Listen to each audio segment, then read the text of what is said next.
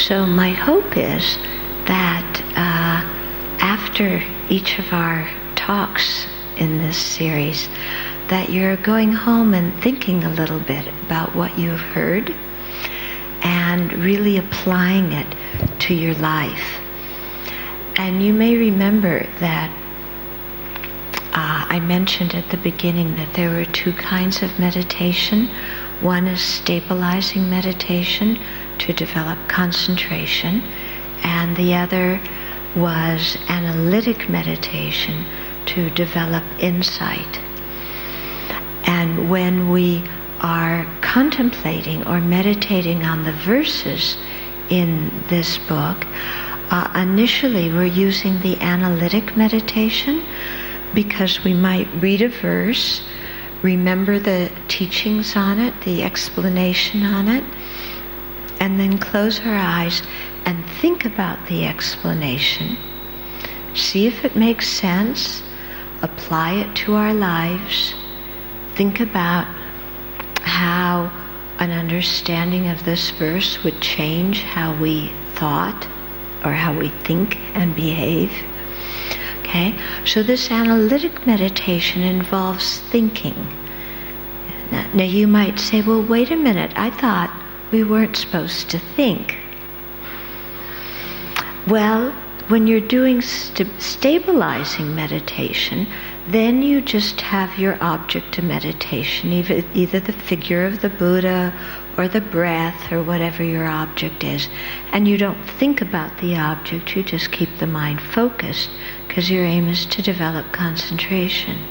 But in the analytic meditation, you're actively thinking about the teachings in order to understand them. Because when we first hear the teachings, okay, some understanding comes. That's called the wisdom arising from hearing, or the wisdom arising from learning. But that's just an initial kind of wisdom because we've just learned or read or heard the teachings. Okay? And so in order to develop that, we need to sit down and think about the teachings or discuss the teachings with others. Okay? So that's called the wisdom the wisdom we generate from that is the wisdom of thinking, or the wisdom from contemplation. Okay? And then after that, we really focus on the teachings, not only with the analytic meditation, but we combine it together with the stabilizing meditation so that we can remain single-pointedly on what the conclusion of our thought process was. And so that brings a lot of very deep transformation in our mind because we're letting the mind just stay steady on whatever we've understood. Okay? So, for example, in our teachings yesterday, one of the points that Shantideva was making so strongly was how fortunate we are to have a precious human life, and seeing that it's so difficult to attain, if we waste it and fall to the lower realms, then what's going to happen? And especially he was talking about if we give up our bodhicitta and fall to the lower realms, how are we going to benefit anybody else, let alone ourselves? Okay?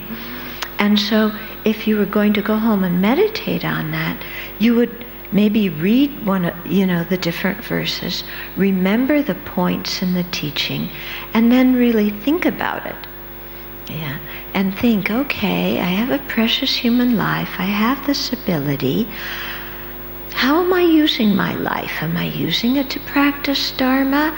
Well, what do I do all day? Well, I go to work. Well, do I have a good motivation when I'm working, or am I working just to get money? I'm working just to get money.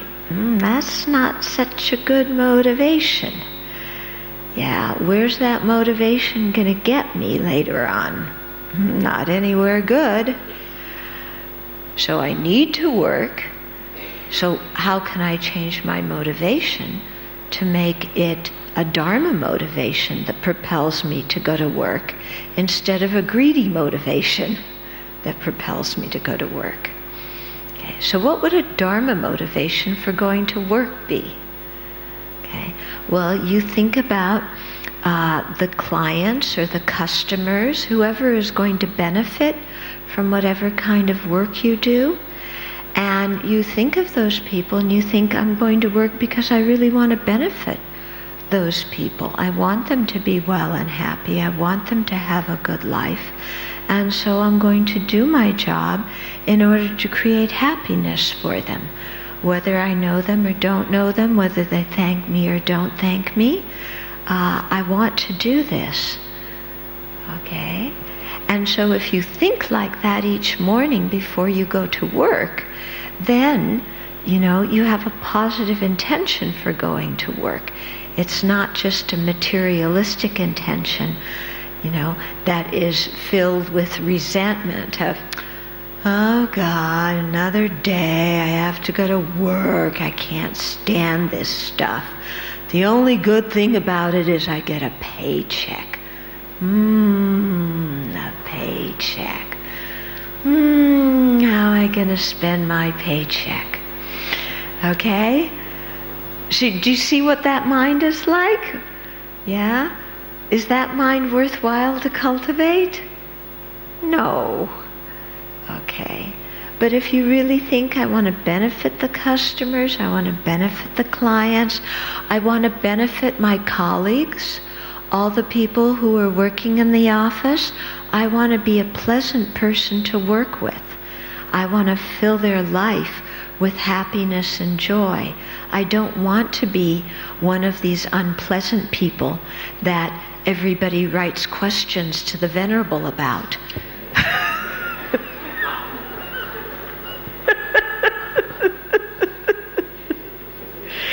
All these questions, I'm working with this colleague who's obnoxious.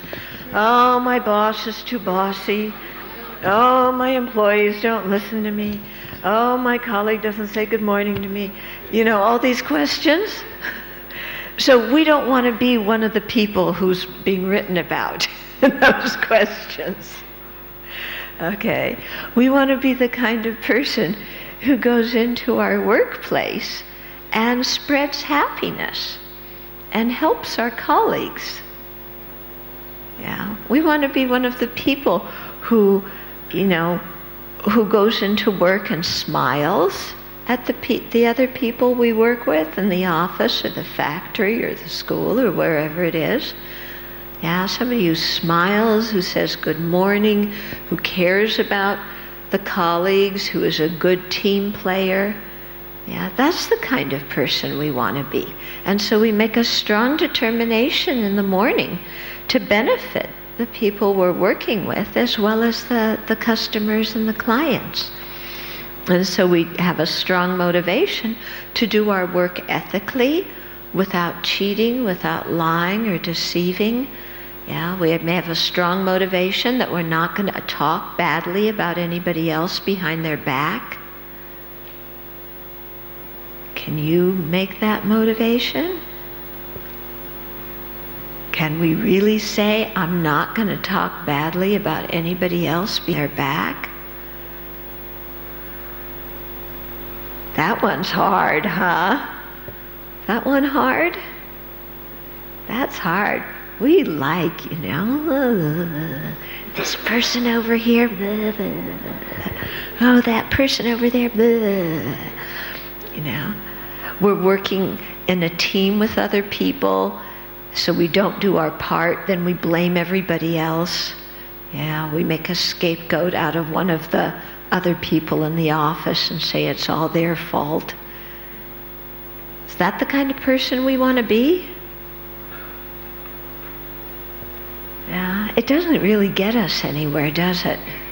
Yeah, it just creates a lot of problems. So, we generate instead in the morning a very strong intention to be kind and to spread goodness and to spread optimism with whoever we encounter during the day. Okay? So that starts actually with our family, which means being a nice family member. Yeah. Are we good family members? Yeah. Do you look at your children? Yeah. Or do you just give them orders? Okay. Do you look at your husband and wife? Or do you just take them for granted and expect them to do all these things for you? Okay? So really taking the time to think, what does it mean to be a good husband? What does it mean to be a good wife? How do I create a good relationship?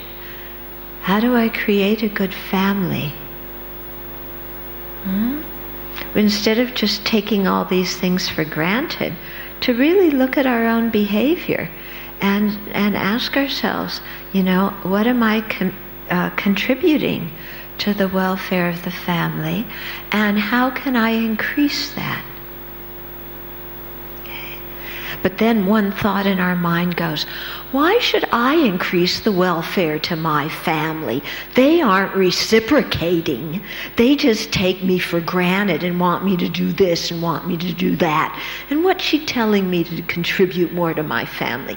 They should contribute more to me.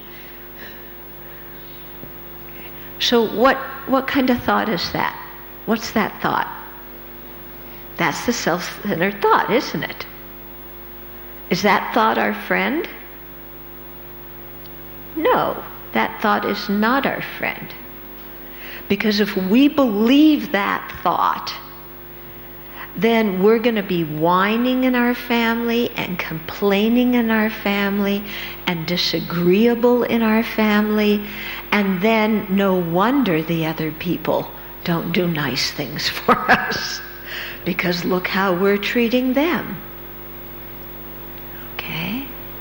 So lots of times people come and see me and they say, oh, I have this family problem, I have that family problem.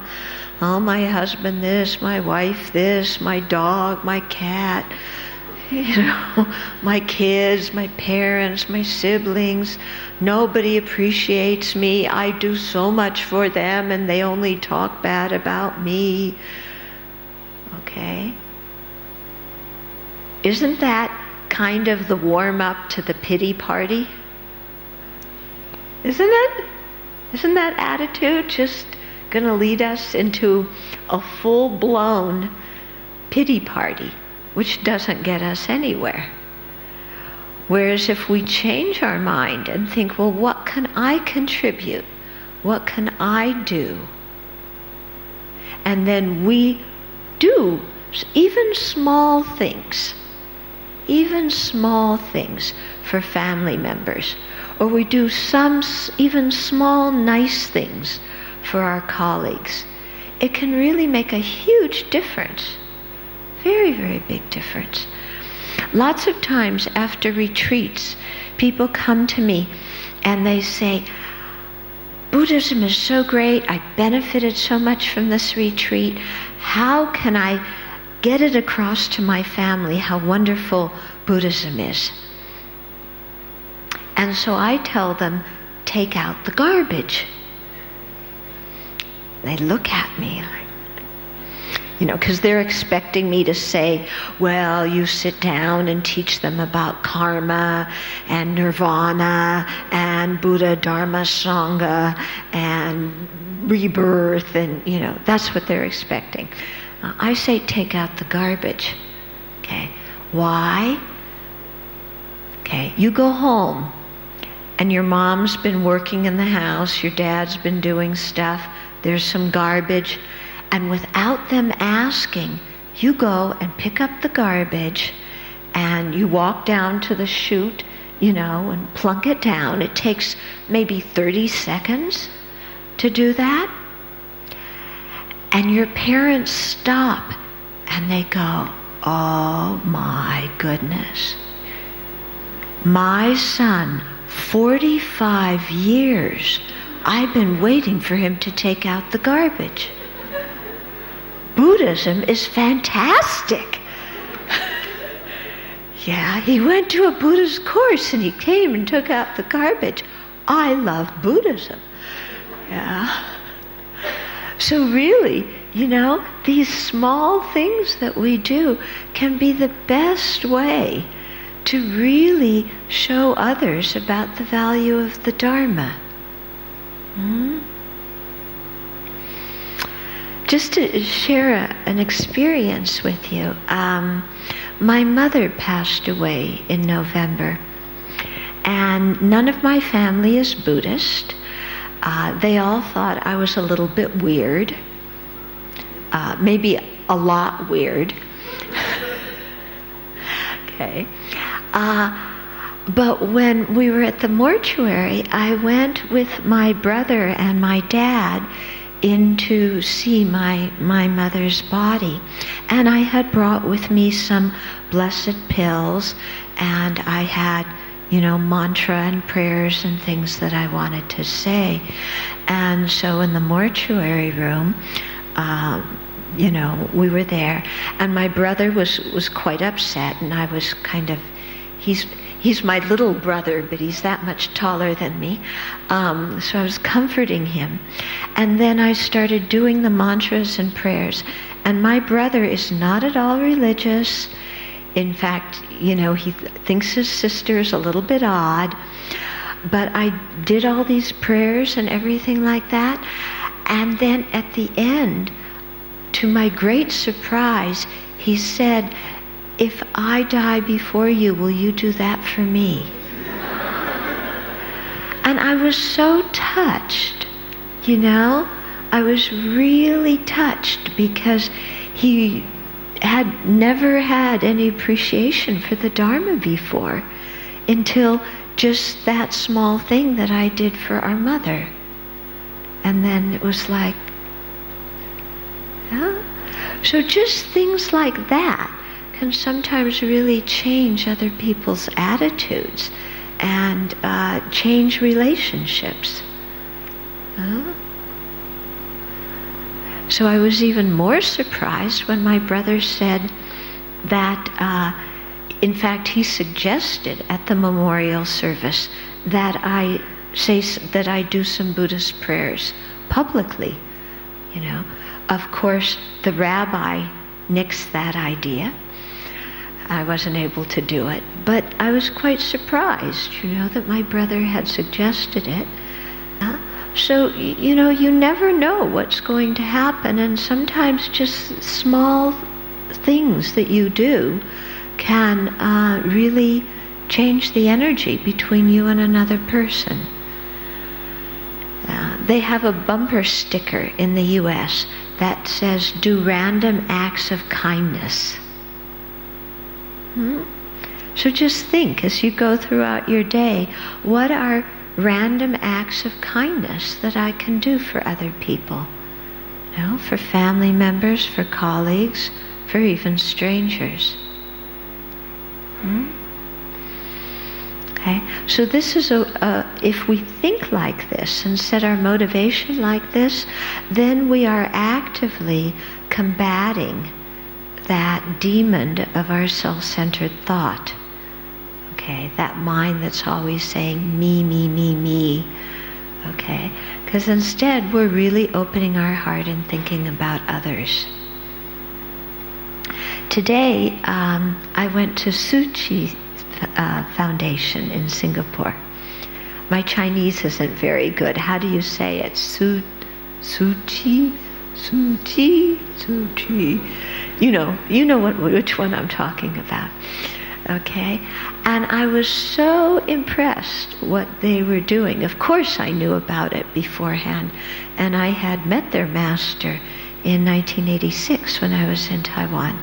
But it was just so inspiring to see how they are really committed to being of benefit to others, and how much joy the volunteers there take in benefiting others. And they had such a good attitude, because they were really commenting that when they go to either on an international relief service, or they're doing some work in Singapore, they say that they approach it with the idea that they are learning from the person who they're supposedly helping. And that's really true, because if we open our heart and extend our care and affection, to the poor, to the needy, even to our family, for goodness sake, or our boss,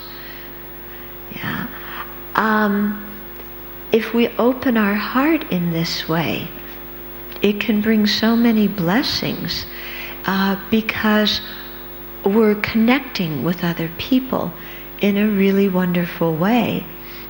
And instead of seeing us as doing something for them, we see them as benefiting us. And so this is a really key concept when we're acting with compassion and cultivating compassion, is to see ourselves and whoever it is that we're supposedly helping as equals and as mutually benefiting each other. Because if we go into a situation thinking, I am benefiting you because I am a very together person and you are a slob who can't get your life together and does everything wrong, but I am so kind and compassionate that I'm going to help you, you poor jerk.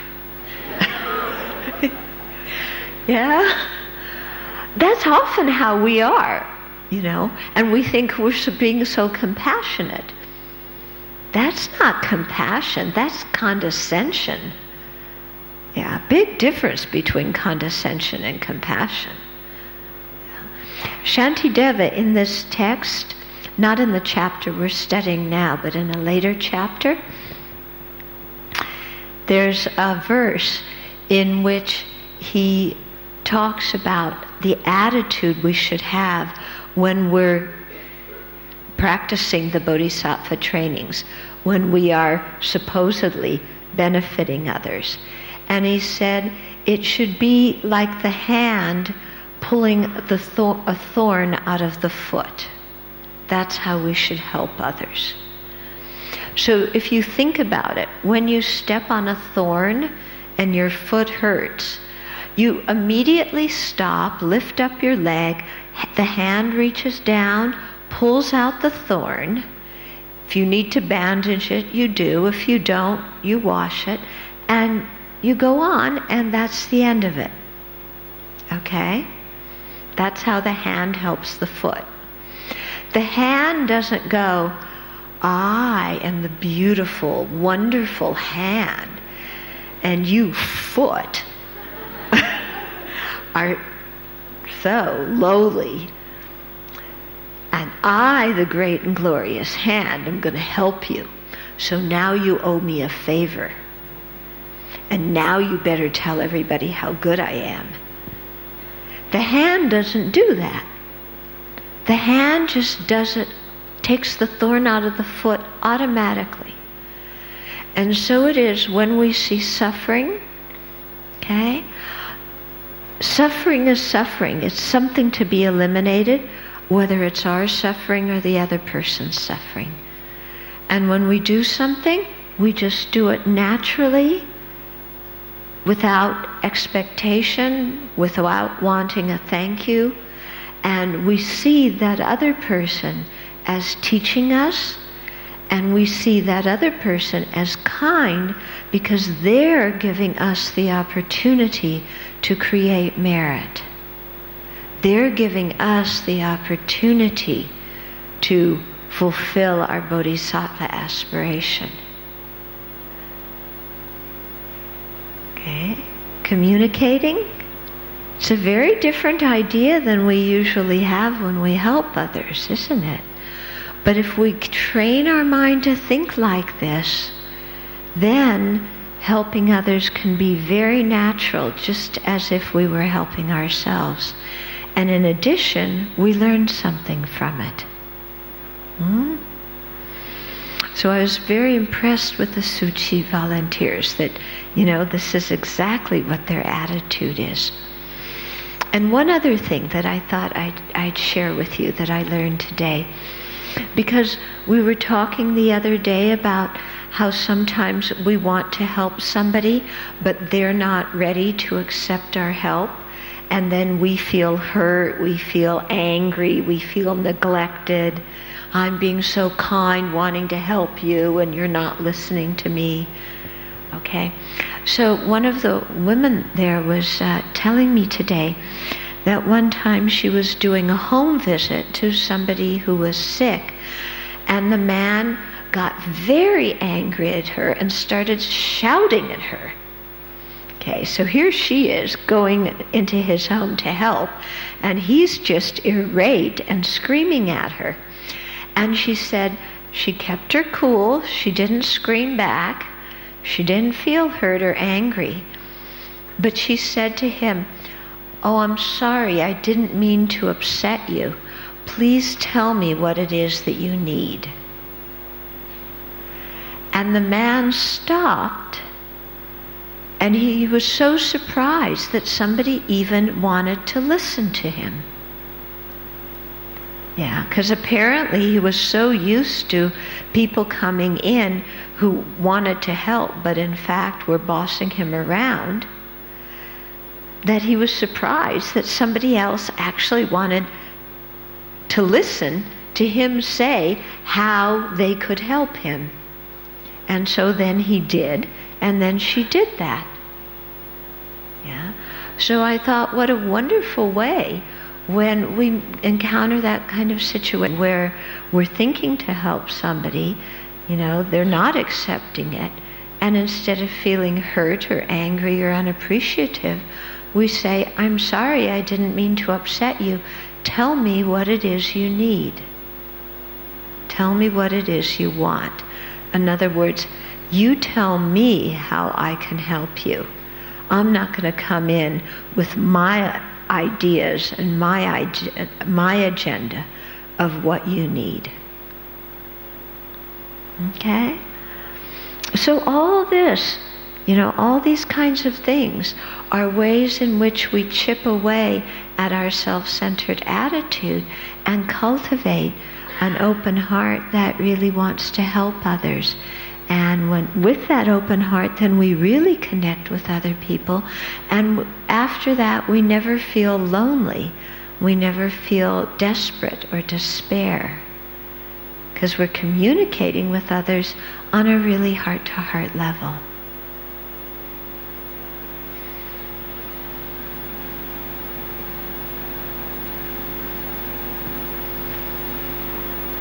Okay, so let's continue with our text. I've got to get my glasses.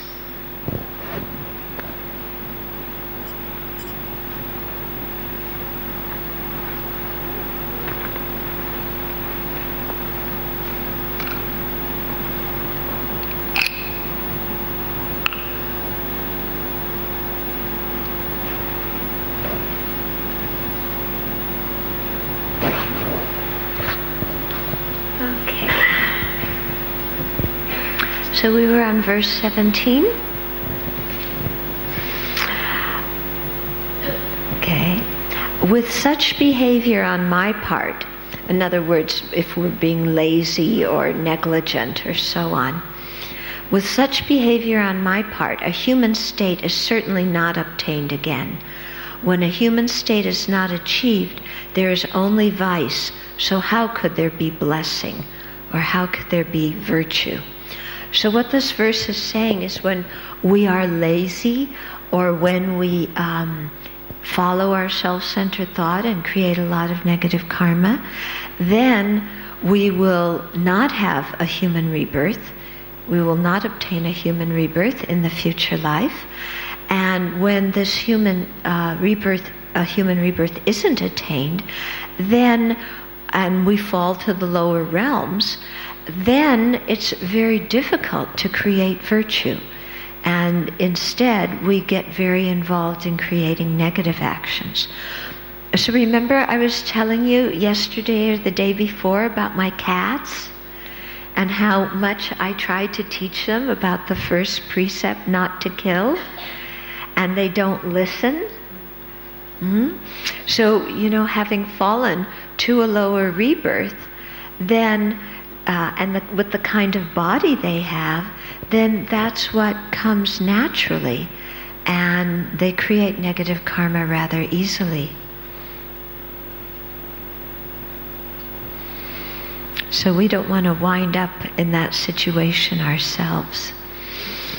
18. If I do not perform virtue, even when I am capable of it, what then shall I do when fully dazed by the suffering of miserable states of existence?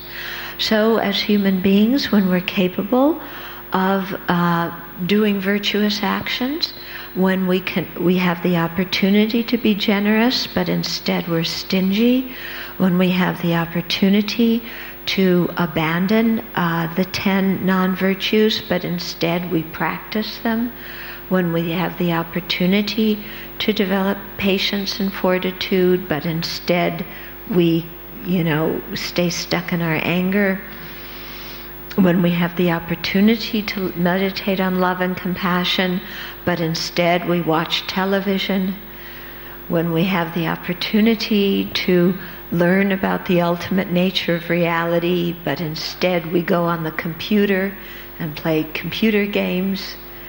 Okay? So in that kind of situation, okay, we're not performing virtue even when we're capable of it. And so how do we think we're going to do virtuous activities once we're born in the lower realms? Yeah? Even we're born as a cat in my abbey, which is a pretty good rebirth for an animal, Still very difficult to create virtue.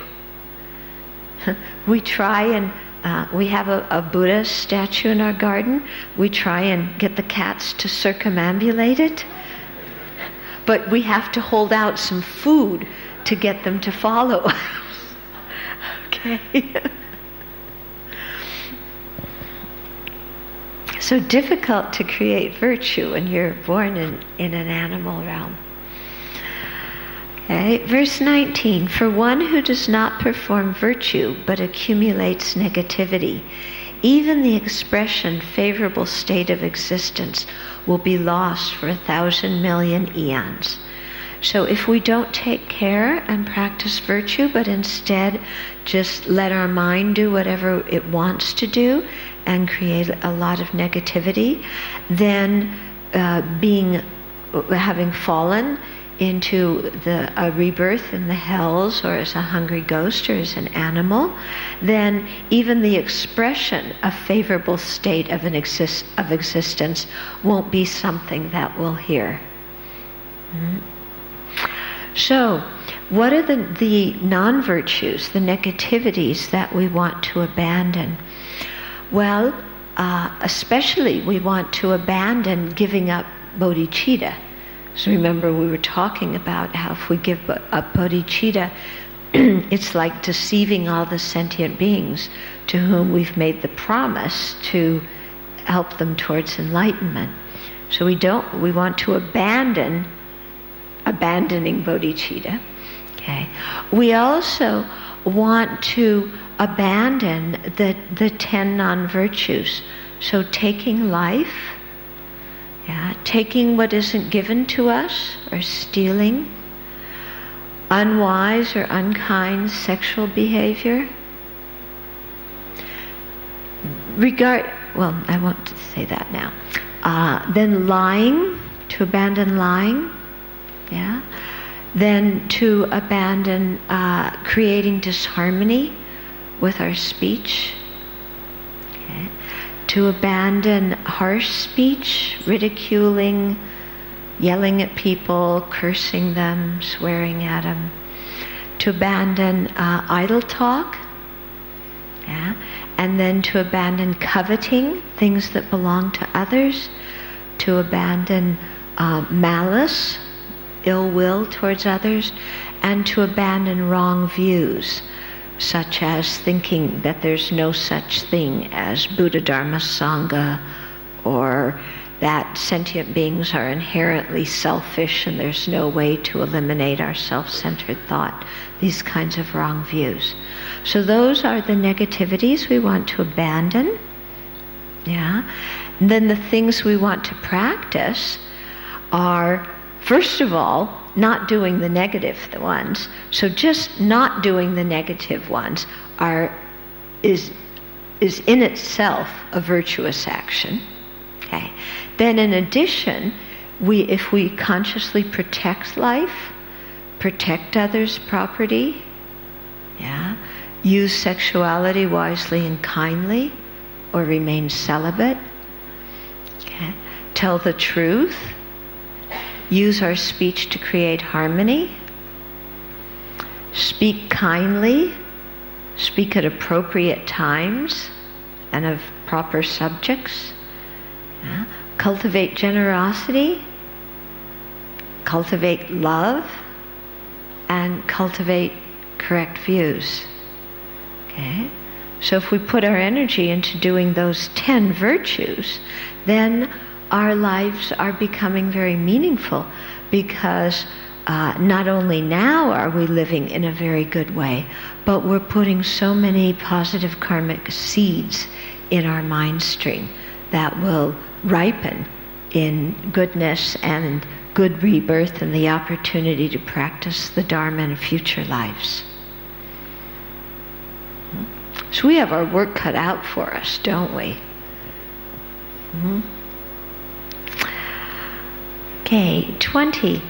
Therefore, the Blessed One stated that human existence is extremely difficult to obtain, like a turtle's head emerging into the ring of a yoke on a vast ocean. Okay. So this is an analogy that you find both in the Pali Sutras and the Mahayana or Sanskrit Sutras, that a precious human life is like a blind turtle at the bottom of an ocean who comes up to the surface of the ocean once every 100 years. And there's a golden ring that's floating in this huge ocean. Okay. And so the golden ring is going here and going there and everywhere, and the turtle is blind. It comes to the surface of the ocean once every 100 years. How likely is it that the turtle, when it comes up, is going to put its head through the golden yoke? Not very likely. Okay. It's like the chance of winning money at the casino you guys are building. Not very likely. Yeah. Not good for your family. Yeah. So, if attaining the kind of life that we have now is so rare, then we should really make use of it. Because that turtle, if he finally gets his head through that yoke, he should make use of it. Yeah. The Tibetans they tell these really funny stories about, at least I consider them funny, about how happy we should feel having a precious human life. So one of the stories is about a person who is on the edge of a cliff, and he has no arms and no legs, and he falls off, and he falls onto the back of a horse who is galloping along, and he sits on the back of the horse for a horse ride, saying, "Oh, how fortunate I am." Yeah, you thought it was as funny as I did.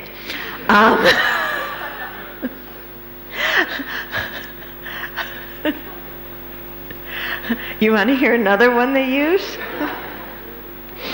Because in Tibet, there's no oceans. They're very far from the ocean. So they don't eat fish very much. So there's a story of the man who ate fish, and thought that it was so delicious that he ate it and ate it and ate it and ate it.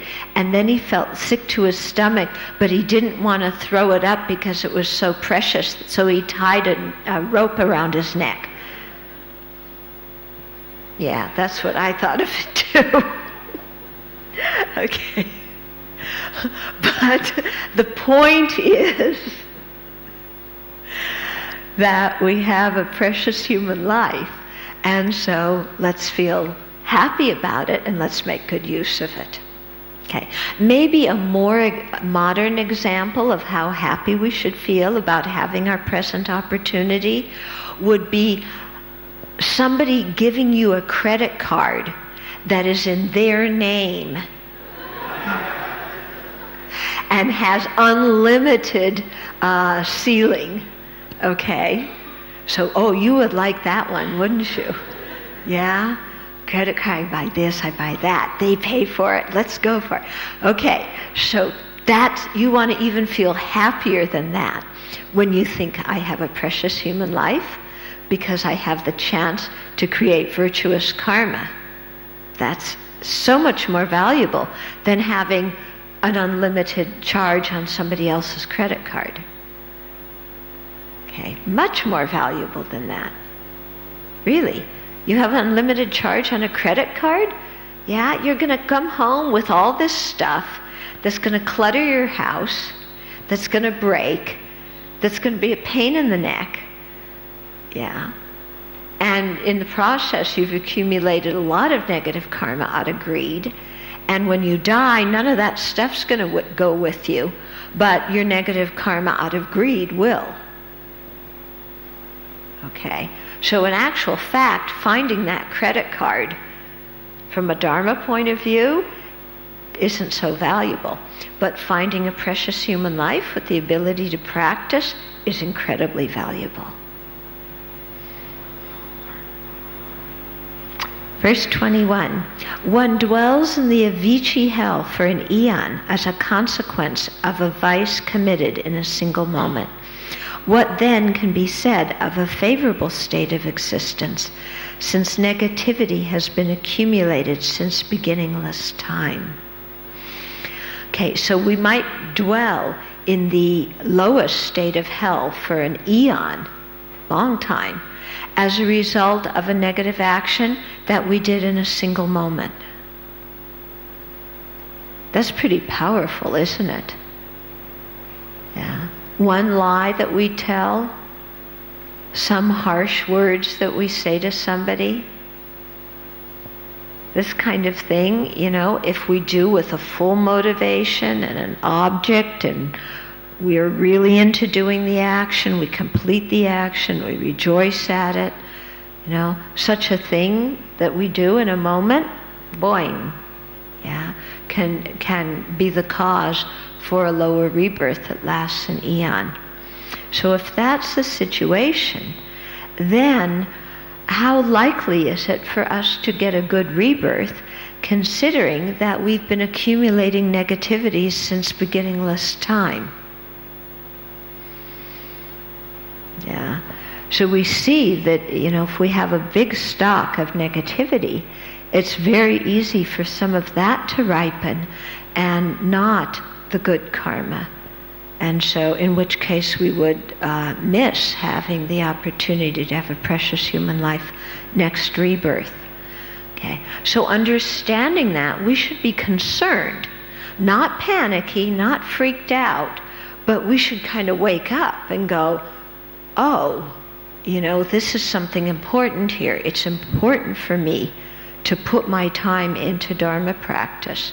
And it's not important for me to put my time into ignorance, anger, and attachment. Okay. So understanding this helps us make a very strong motivation. 22. Having experienced that alone, one still is not liberated. Therefore, while experiencing it, one begets more vices. Okay, so while we're experiencing a lower rebirth that is the result of our own negative karma, it's not that the result of that negative karma is being experienced, so that negative karma is getting exhausted. Yeah. However, when we're in that suffering state, it's so easy for us to create more negativity because we're in such a miserable situation. So it's not that we're just purifying negativity by having a bad rebirth, but we're in a situation where it's very easy to actively create more negative karma. Okay? Because think about it. If we're in a very suffering situation, then it's easy to get angry, isn't it? When it's easy to get angry, then it's easy to create karma out of anger. When we're in a situation where we lack food or lack clothing, then it's easy to have a lot of desire and steal other people's things. Okay? So you see, in that kind of situation, it's not that you're just experiencing the fruition of negative karma by living in poverty, but that situation itself, it is very easy for us to generate more new negative karma. Okay? So understanding that, we shouldn't just think, oh, well, if I create some negativity now, I'll have a lower rebirth later on, but it won't last very long, and after that I'll have another human rebirth again easily. It's not quite like that. Okay? So these verses are to counteract any wrong kind of thinking that we have, that, well, it's no big deal, be born a cat at Sravasti Abbey, be born a mouse at Sravasti Abbey, no big deal. Yeah, well, it is a big deal. Yeah, because it's hard to have, come out of that again. Okay, verse 23. Upon obtaining such leisure, that means the leisure of a precious human life, if I do not practice virtue, then there is no duplicity greater than this, and there is no delusion greater than this. So when I have the leisure to create virtue, which a precious human life gives us, if we don't practice virtue, then we're cheating on ourselves. Okay? It's duplicity, but we're our own object. We're cheating ourselves. Okay, so there's no greater way to cheat ourselves. There's no greater way to delude ourselves. Okay, so it's like that person who has that credit card in somebody else's name, and they could go to Orchard Road and buy everything they want, but instead they throw the credit card in the gutter. Okay, so yeah, that's what this verse is saying. Yeah, when we have the leisure, you might say, what do you mean leisure? How does this life have leisure? I don't have leisure. I'm stressed. Yeah, my family's stressed. My work is stressed. I'm so stressed. I don't have time to do anything. Yeah, I don't even have time to go to Dharma class. I'm so stressed. Okay. You still have leisure. From a Buddhist viewpoint, you still have leisure. It's your mind that is making you stressed, not the external environment. The environment isn't making us stressed. It's our deluded mind that is reacting to the environment by getting stressed. Because it is possible to be in the same environment and not be stressed. You're going to say, oh, but I have to do this and I have to do that, and if I don't do this, my boss is going to say this if I don't do that. And in the process of getting yourself stressed like that, you're actually less productive, aren't you? Okay, because what your energy isn't going into doing your work, your energy is going into being worried and stressed. So totally useless. Yeah. Whereas even if there's a lot of things to do, you just say, in your mind, you prioritize things. What are the things that are most important for you to do? So you have to start by thinking clearly about what's important to be done in what order, and then you start at the top of your list and you start doing those things. Yeah? And if you don't get through your list, then you go to the people and you say, I'm sorry, I wasn't able to do that. Or you do that before the deadline and say, I have a number of other things to do. I'll do what you ask me, when the time appears. And so in that way you don't need to get all stressed and frenetic. Getting what I'm saying? Yeah. We're kind of professional stressors. But it's really not very useful. Okay. Verse 24. If I recognize this and still deludedly fall into sloth, then when I am commanded by the messengers of Yama, I shall long remain in great anguish. The messengers of Yama, that is a metaphor for death. Okay? So if I recognize my situation, but instead I still fall into sloth, okay, then what's going to happen to me when I die? Now you're going to say, but I don't fall into sloth. I'm stressed out because I'm doing this and I'm doing that and I'm doing this and I'm doing that. I'm not falling into sloth. Actually, from a Buddhist viewpoint, when we're very busy running here and there, doing worldly activities, that's called being lazy. Yeah, we usually think being lazy means that you don't set your alarm clock and you oversleep. Being lazy, from a Dharma viewpoint, means wasting our time doing things that don't have any long-term benefit.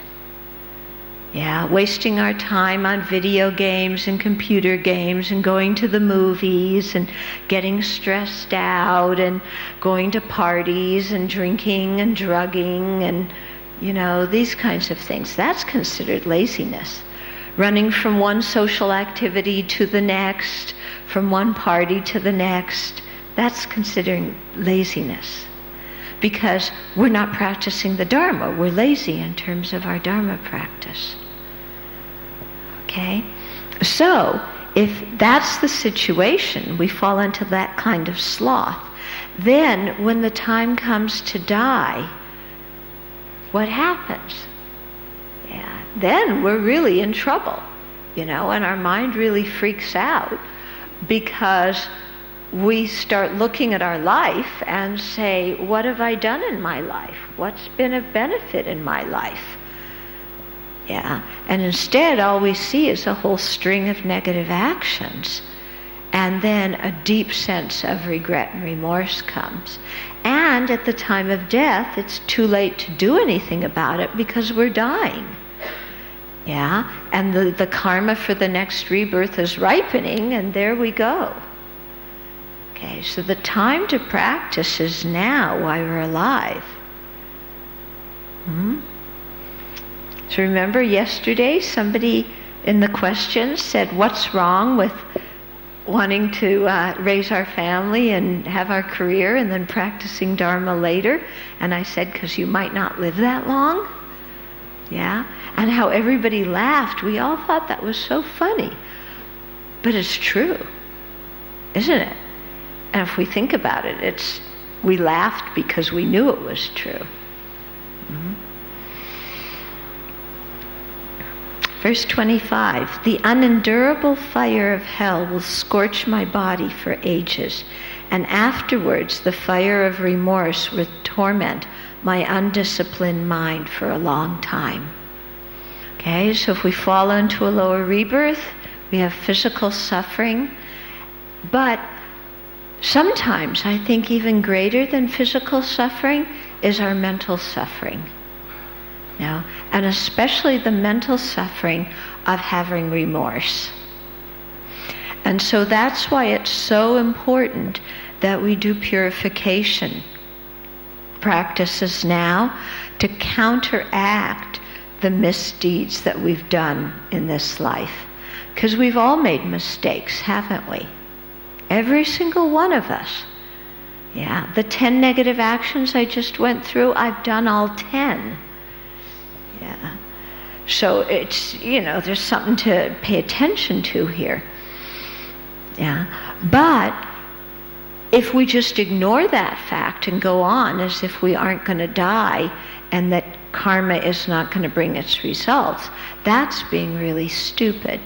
But if we look at the things we've done and we have the courage to admit honestly what our mistakes are, okay, and we imagine the Buddha Dharma Sangha and we confess and, without trying to cover things up, and have a sincere sense of regret, a determination not to do it again, take refuge and generate bodhicitta, and then do some kind of anecdotal behavior, then we can purify all that karma, and then we just go on in our lives feeling very joyful because we've purified our karma and we've learned from our past mistakes. Okay. You know how old people are sometimes very bent over? Yeah, we usually think it's because of osteoporosis or arthritis or something. But sometimes I wonder if they're bent over because what weighs on their back is all the mistakes they've made in life that they haven't confessed and haven't purified. Yeah? Sometimes we meet old people who are very bitter, who are very sad, and I think it's because they haven't attended to the purification process that's so important. So that's why I think it's really important. If we do purification, then we don't have to carry guilt and remorse and regret around with us.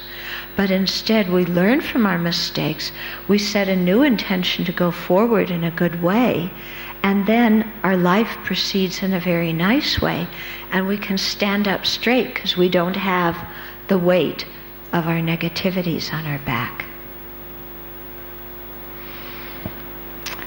Okay.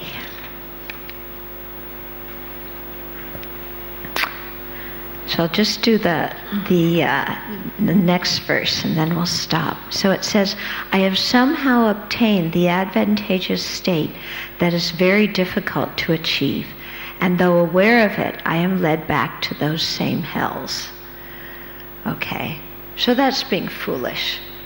Yeah, we have such a beautiful, wonderful rebirth that we really need to appreciate it and take advantage of it. So we're going to stop here for today and do some Q&A. And tomorrow night is a public talk. So you're come and bring your friends and relatives and everybody else. And I was thinking, because remember last night I said that there were these very beautiful verses talking about the disadvantages of the afflictions, and those are the next set of verses that we have here. Okay, so I'm thinking, I'm not sure yet, but I'm thinking maybe tomorrow to talk a little bit about those verses, because it's something that even people who come to a public talk who haven't heard the beginning part of the chapter can understand. Okay, so now we can have some question and answer. So you can write things down or come to the mic. And I also have a pile from the last 2 nights.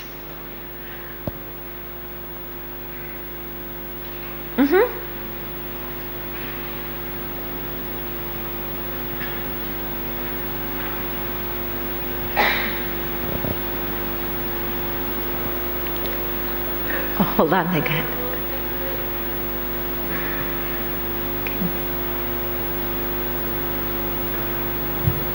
There you go. Venerable, is it okay?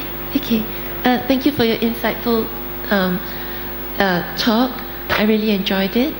I'm just asking something about the verse 26, but it says, we were just discussing about the advantageous human rebirth. Mm-hmm. I don't understand the last part that says, I am led back to those same hells. Mm-hmm. So when it says, I have somehow obtained the state that is very difficult to achieve, and though aware of that, I am led back to those same hells. Could you explain that I am led back to those same hells? Oh, okay. What it's talking about, what it means in verse 26, I am led back to the same hells, is that in previous lives, due to our own negative karma, we have been born in the hell realm. Having that negative karma having got exhausted, now we have the fortune to have a precious human life, which is the ripening of our own good karma. So having this precious human life now, if we then use it to create negativity that send us back to the same hell realms, then it's very foolish. Okay. Thank you very much. Sure. Thank you.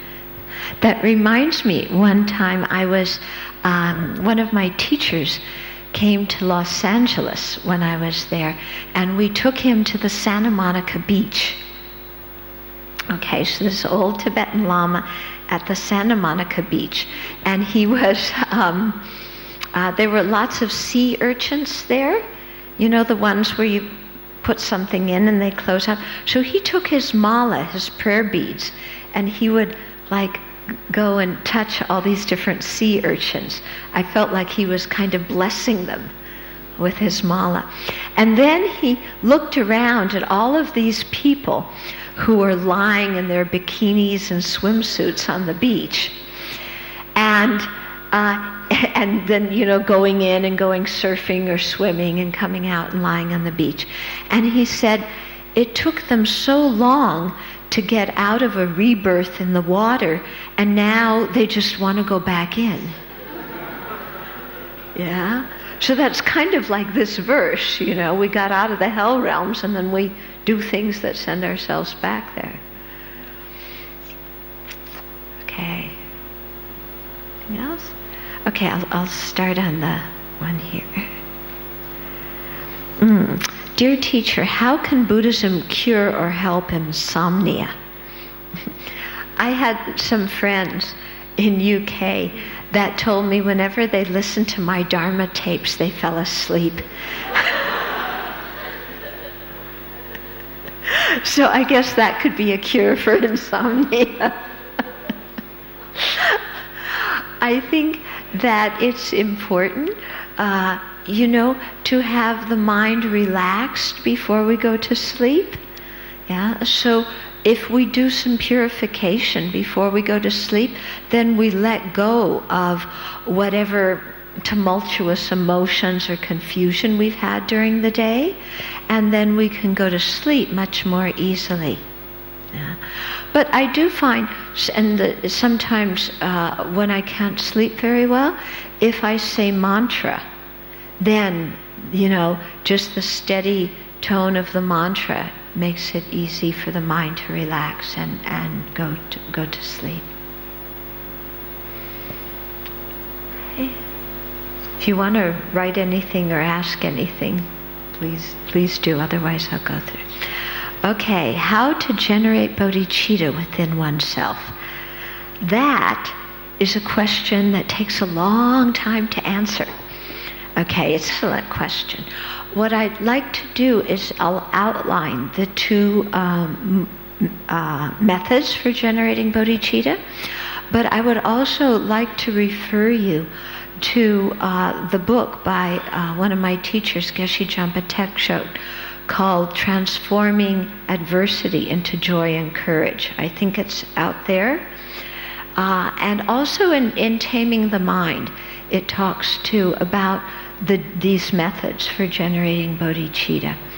So one method is called the 7-point cause and effect instruction. So here, preliminary to these 7 points, you practice equanimity, that is, equalizing the mind so that we don't have attachment to friends, aversion to enemies, and apathy to strangers. So that's the prelude. Okay. Then the 7 points of cause and effect. There's 6 causes and 1 effect. So the 6 cause are first seeing all sentient beings as our mother, remembering their kindness, wanting to repay their kindness, having heartwarming love towards them, then having compassion. Then 6 is having a great resolve to really bring them happiness and eliminate their suffering. And then as a result of those 6 steps, the 7th point is the bodhicitta. Okay, so that's the outline for how to generate that system. As I said in Geshe Jampa Tekchok's book, chapter 10, he goes into this in depth in a really beautiful explanation. And then chapter 11, he talks about the other way of generating bodhicitta. And that's the way that's also explained in this book. Okay, and it's called equalizing and exchanging self for others. So here first, you equalize self and others, realizing everybody wants happiness and doesn't want suffering. Okay. Then you think of the disadvantages of the self-centered thought. Then you contemplate the benefits of cherishing others. Then you exchange yourself and others in the sense of we exchange who we consider to be most important. In our normal state, we consider ourselves important and others not important. When we exchange self and others, then we think of ourselves as not quite so important, and as others' welfare is really important. Okay? Then after that, we do what's called the taking and giving meditation, where we imagine taking on suffering with compassion and giving others happiness with love. And then from there we generate bodhicitta. So they're both very wonderful ways for cultivating bodhicitta. Actually, you know, if you want more depth, more description of this, if you go to www.tutanchodren.org and you look under the section that says Other Commentaries, there's a commentary on the 3 principal aspects of the path. And in there, one of the 3 principal aspects of the path is how to develop bodhicitta. So there's a whole series of talks there that go through these 2 methods. Okay. If you can't remember the website, if you pick up an Abbey brochure on your way out, the website's URLs are there and you can get them.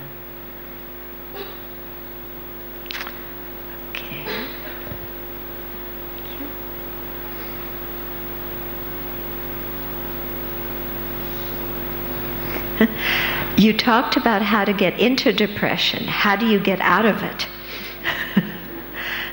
Very good question.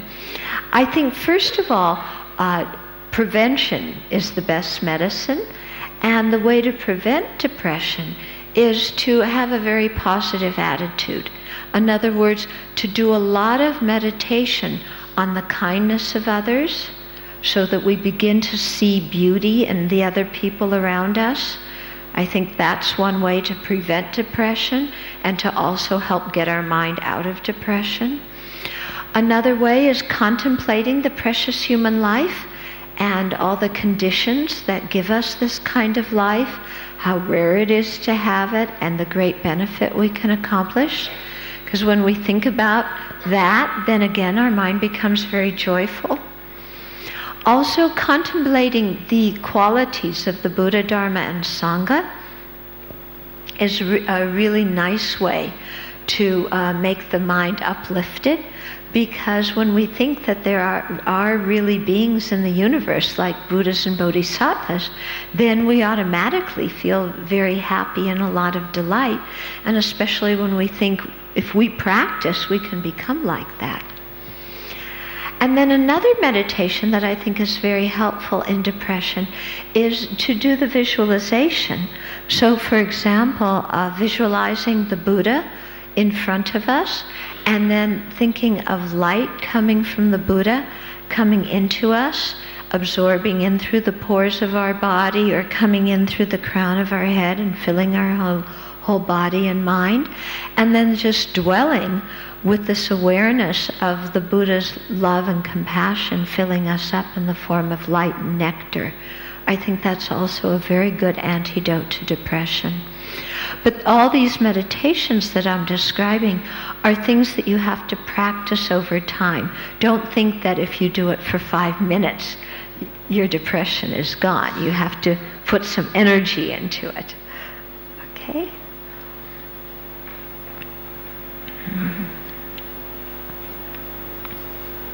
So if we're surrounded by a short-fused boss, a stressful environment, and a difficult surrounding, is it because of our bad karma that we're in this situation? Well, for some people, they would look at that situation and say, my goodness, what good karma you have. You live in Singapore and you have a job and you get a paycheck. I live in Darfur. I'm homeless. There's genocide in my country. I don't have food. What are you talking about, a difficult situation? Yeah? You see what I'm saying? This only becomes a difficult situation if you hold in mind the ideal job that you want to have.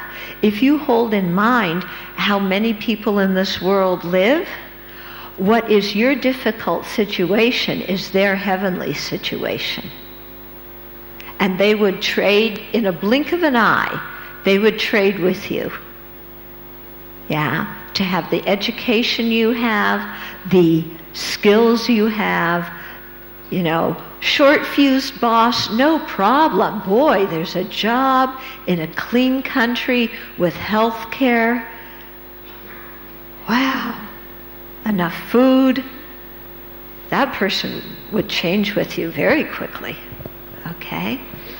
So these kind of situations really illustrate to me how our mind always finds something to be unhappy about. Yeah? No matter what situation we're in, we find something to be unhappy about. So even if you had a good boss, a not stressful environment, and a good surrounding, as long as we have ignorance, anger, and attachment, we're going to complain about something. This is just our samsaric mind, isn't it? So I guess in one way, if you forget about the person in Darfur, you can say that you're living in this situation as a result of negative karma. But in another way, having a job and a paycheck and food and health care, life in a country like this, is a result of a lot of good karma. Mm-hmm.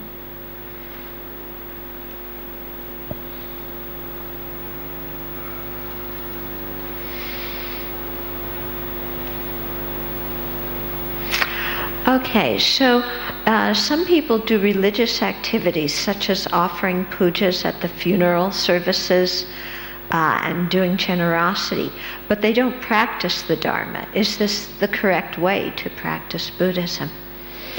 Okay, well, we have to actually understand what's going on here. If somebody is just doing a puja, when they have a bell and they have a drum, and they're ringing the bell and beating the drum, and their mind's just going blah, blah, blah, blah, blah, blah, blah, blah, blah, blah, blah, blah, blah, thinking, this person's going to give me some donation for doing this. Well, that's not religious practice. Okay. But somebody else can be doing puja at a funeral and have a real sense of love and compassion for the person who died and really want them to have a good rebirth. They could have love and compassion for the grieving family members and want to benefit the family members by doing puja for the deceased loved one. And so then when that person is doing the chanting, they're really focusing on the meaning of what they're saying. They're doing the meditation that accompanies the chanting. the visualization, the generation of love and compassion and so on. And so that person might be doing the same kind of thing, but they have a wonderful motivation, and by doing the meditation, actually their own mind is getting transformed. So that is Dharma practice. Okay? So we can't just tell by what it looks like on the outside. We have to see what's going on the inside.